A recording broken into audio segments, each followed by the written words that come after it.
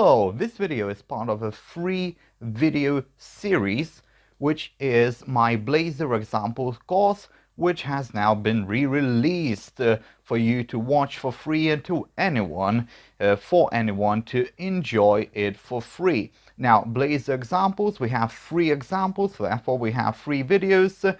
In one of them, we will take a look at a basic setup of a sort of privacy consent pop-up. Then the other one will be a look at a sort of a library, Blazor library, existing one. We will take a look at the code, we will take a look at how one gets published, and then we will take a look at a third example. Now, all 3 will contain somewhat different parts of Blazor, where we will explore proper implementations of everything. We will explore different styles, and I think that is a very good way to gain some quick experience with Blazor. And with that said, let's jump into that.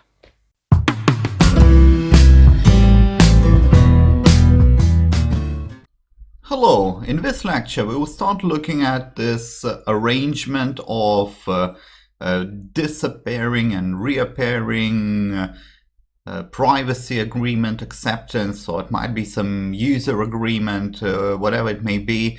But these things, as you know, they do pop up, you accept them, and then they disappear. And then if you go to that site again, they won't reappear again. That's what we are looking for, okay?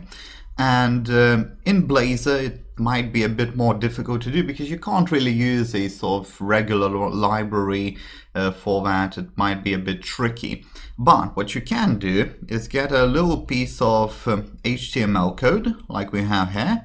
This is sort of custom made for this course, but you might get something more beautiful done for your real world application, right? But we will be looking at the technique in terms of how to make it work, okay?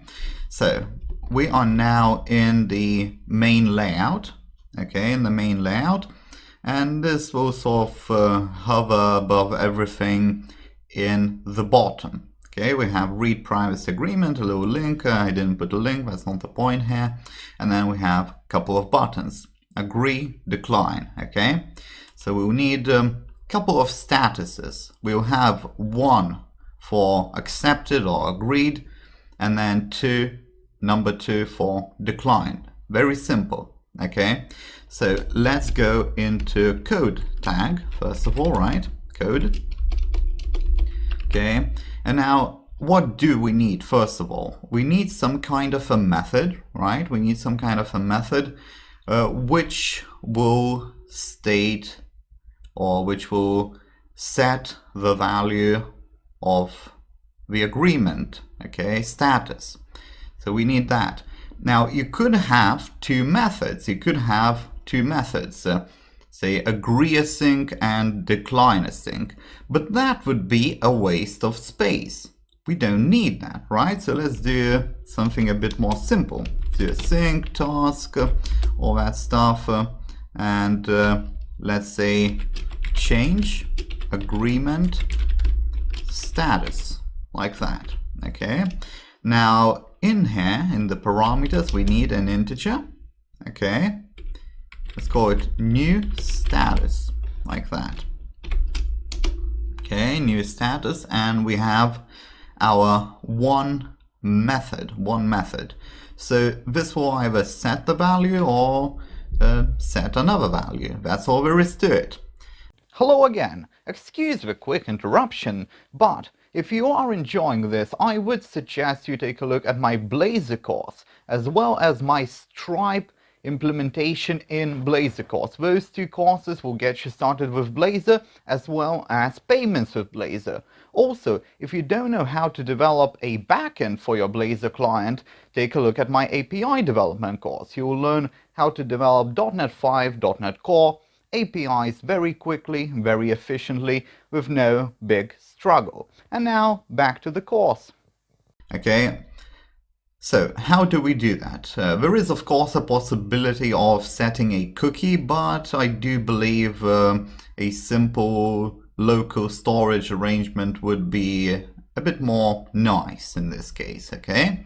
So we will go with local storage, But to do that, we need to use some bit of JavaScript, okay? So we go to the top and we'll need to inject, okay, IJS runtime. You see, I don't need to remember this whole name. I just put in I and J and I get the suggestions. I click on that and then that's it. Code JS, we're good to go. Good to move forward, right?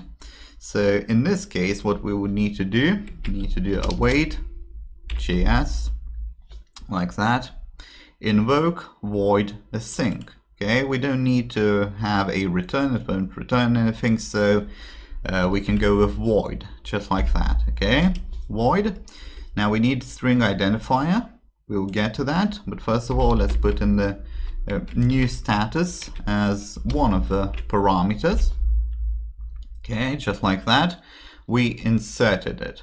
Now, I will need to get the JavaScript function name. So it's local storage set item, right? But there are some lowercase letters and uppercase, and I think I know how to spell it properly, but I won't waste my time guessing, okay? I won't do that. You know, I might get it wrong and then I'll need to replace it. So what I would do, and you should do that too if you need to deal with such a situation, simply go to index.html, okay, get some place to write a bit of JavaScript like that, okay, and then let's do local storage set item like that, okay. And what I would do now, I will just cut it out, or you could copy it out if you had it already. Okay, so I'm putting it in right here, just like that.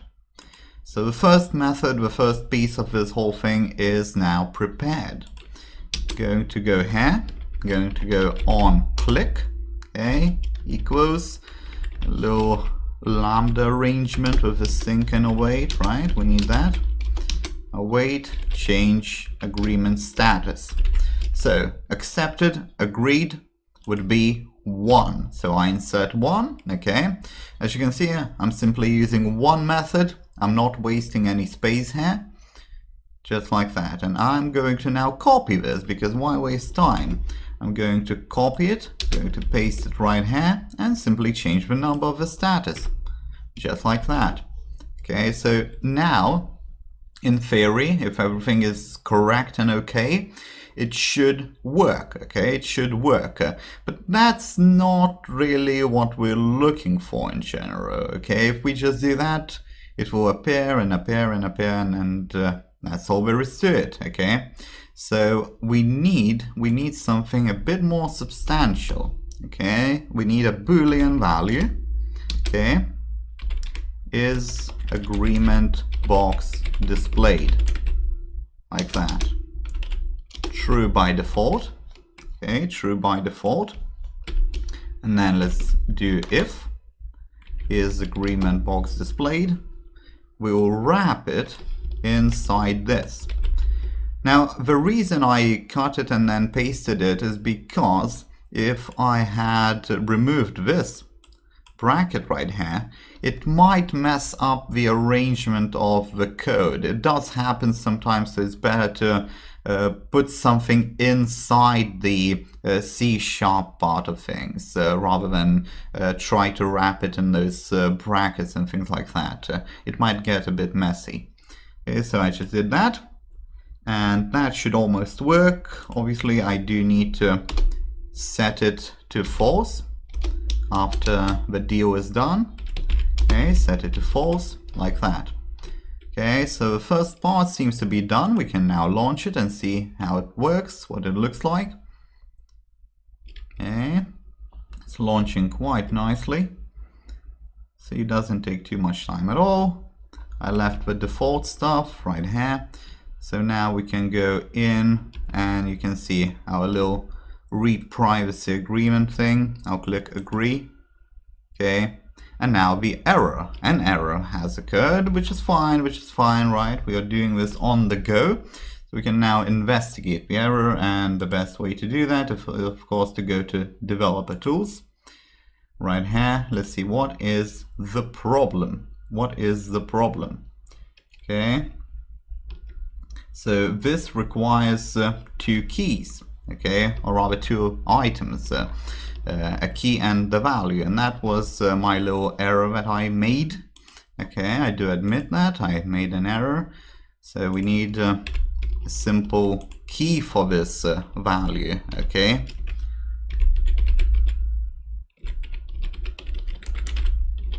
status, let's call it that, privacy agreement status. Okay, now launch it again, very simple. See if it works now.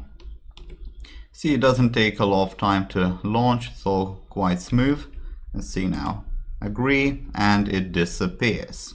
Okay, so now you see the first part, but obviously we need to now implement the automatic disappearance, the checkup on the startup. So let's do that.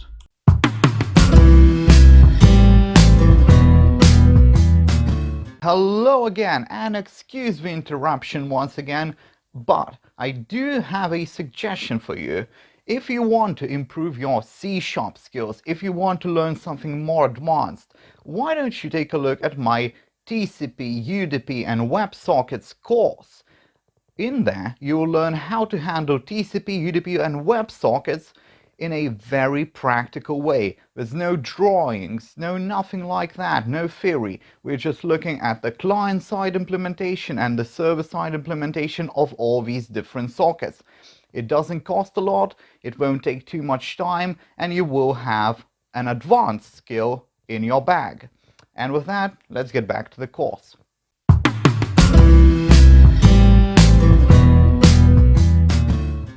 Now then, to check it, we will need to do that on initialize the sync. Okay, so let's do that. I do believe the proper arrangement would be to put these override methods, those events, below your parameters, below your variables, and above your methods. Okay.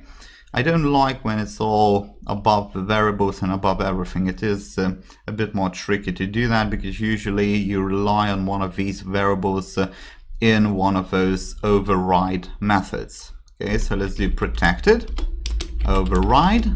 See, this is the easier way to actually find one of these. You don't need to remember. Again, when you work with C#, with Visual Studio, you don't need to remember all these little pieces of syntax. You can simply look it up like that, and you're good to go.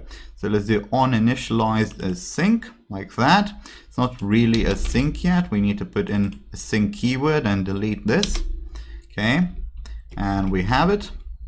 We have on initialized async.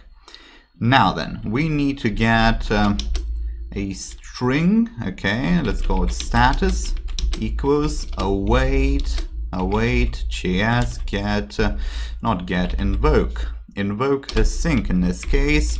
Okay, let's just get it as a string. It really doesn't matter in this case. We just want to do a little if statement. Okay, a little if statement. So we need identifier, and in this case only one parameter. Okay, we need only one parameter, which will be this, the key for our session, or well, rather local storage item in this case. You shouldn't do something like that in session storage. Obviously it won't make too much sense. But let's do this right here, and then again, I think I know it's get item, but I'd rather be safe than sorry, right? I go in here, I do local storage, and it's get item indeed, right? Okay, so I cut it out, I go back to the main layout, I paste it right here, and I have it. Okay, I have it. Hello again. I do hope you're enjoying this, and if you still need some more skills with Blazor, I would suggest my Blazor course, where you will go from A to Z with Blazor, everything from components, basic syntax, to handling WebSockets in Blazor, and much more. Also on Confucian Solution Learning Platform, you will be able to submit your assignments for my review. So it's not only seeing the task and the solution, but it's also submitting it for my review. I take a look at your code, I take a look at your solution, and I give you some tips and advice and all that stuff for your code, inside your code and outside your code as well. Do take a look at that. And now back to the course. So let's do a little if statement. Okay, if status is 1. Okay, now if status is 1, so this means you don't have to show it again. Status 1, it's accepted, you don't show it again. Okay, so then is agreement box displayed, the boolean is set to false. Set to false, because if it is set to false, right, it won't be displayed. If it is set to true, it will be displayed, and since we do not want it to be displayed, we set it to false. Okay, otherwise by default it is displayed and it's all quite perfect, right? So let's launch it. Let's see if I didn't make another mistake in this occasion. See what we get. A little launch like that, and you can see quite clearly we are not getting any kind of a prompt for agreement. If I go into developer tools just for a bit, okay, I can go to application, local storage right here, then the domain, and as you can see, privacy agreement status is 1. Okay, now I can delete that and just try to relaunch it, reload it, just to see if it works, and it does indeed work. If I click agree again, it disappears, and if I reload it, it does not reappear. So this is a quick and simple way to do this whole thing. I think it is quite useful, and I think it is quite applicable for any real world application. It will save you a lot of time, and the code is provided, of course, and you can definitely use that. And with all that said, we will conclude this lecture.